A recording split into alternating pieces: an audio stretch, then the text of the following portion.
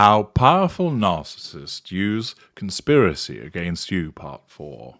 Hello, I'm H.G. Tudor, and thank you for joining me in relation to my ongoing observations in relation to how powerful narcissists around the world utilize conspiracy theories for the purposes of asserting control over mass numbers of individuals within the populace. This is important work and enables you to understand more about the way that those who hold the reins of power, political, military, governmental, are able to use the concept of the conspiracy theory. Now I'm going to provide you with an example of it in action in relation to Russia. Russia has suffered its share of trauma over the years, and the events of the Gorbachev and Yeltsin years did little to reassure its inhabitants that the world was fundamentally just. On the surface, Russia was transitioning to democracy, but the state was actually being hollowed out.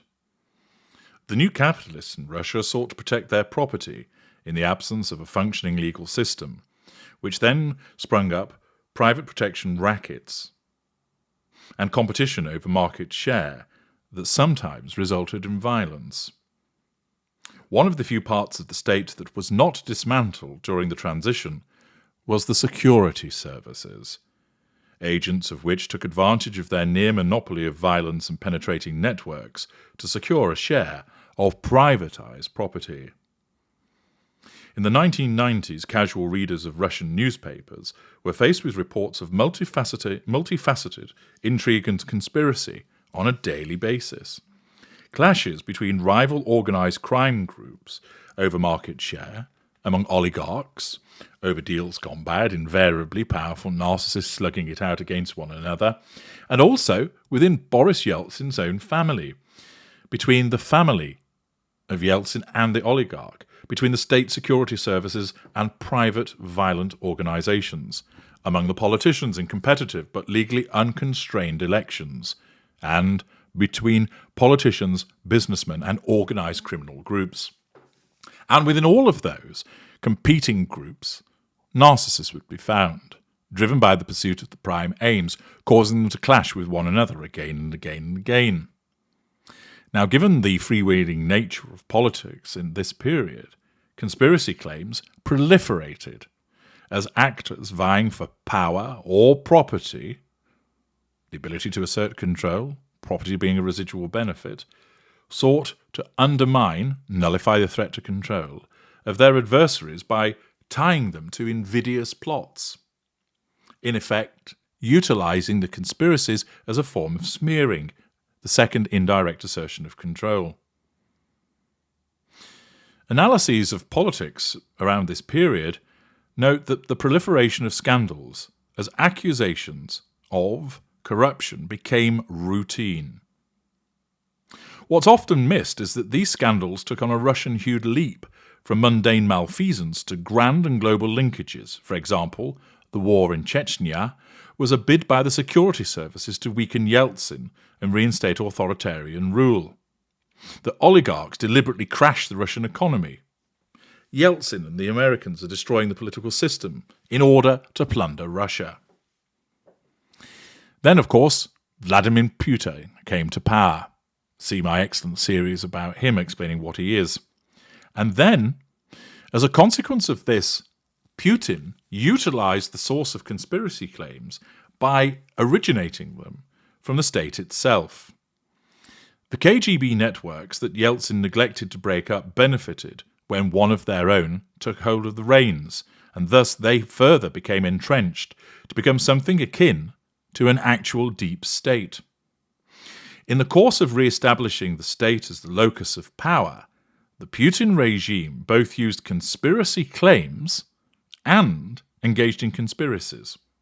By way of example, in the Yukos affair, the government accused the CEO of the largest oil company in Russia of tax evasion, smearing, which most experts agree was a pretext to take over its assets. Residual benefit.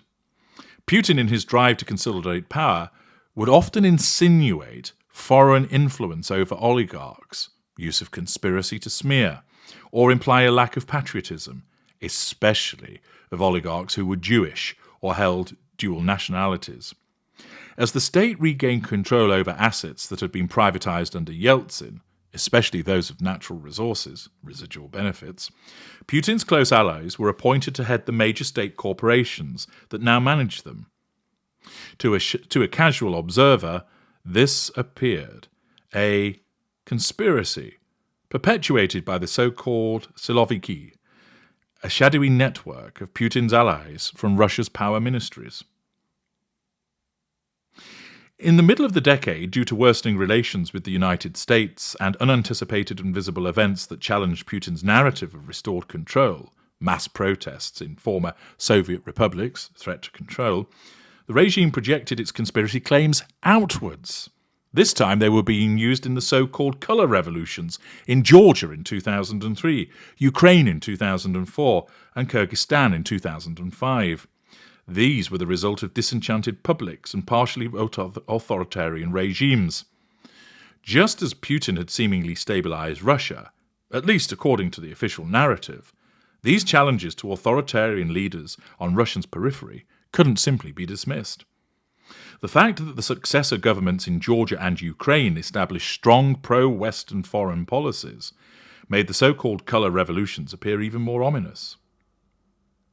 By early 2005, Russian politicians and the state-controlled media were engaged in a campaign to convince their citizens and foreign audiences that the revolutions on Russia's periphery had been encouraged, planned, or even orchestrated by some permutation of President Bush, the CIA, the State Department, and George Soros. Thus, a particular conspiracy theory was utilized, in effect, creating a form of bogeyman. One of the vehicles for mass mobilization in Georgia and Ukraine was non-governmental organizations, many of which had received American funding through democracy assistance programs and the U.S. Agency for International Development. Ostensibly intended to strengthen civil society and enhance the quality of governance, their role in challenging election fraud, raising money, organizing protests and ultimately overthrowing Russian-friendly autocrats, made them actually look like instruments of US foreign policy. And therefore, this was manna from heaven in the form of suggesting that there was a conspiracy to utilize these things against Mother Russia. The Russian campaign against externally driven velvet revolutions borrowed heavily from Soviet tropes about encirclement, something that's regularly utilized by Putin, espionage and fifth columns, thus creating a coherent and powerful narrative of Russian insecurity and Western duplicity. Putin, for example, warned ominously about fifth columns in Russia secretly working with the United States. There are those inside our country who act like jackals at foreign embassies, foreign diplomatic missions, counting on foreign funds and governments, and not on the support of their own people.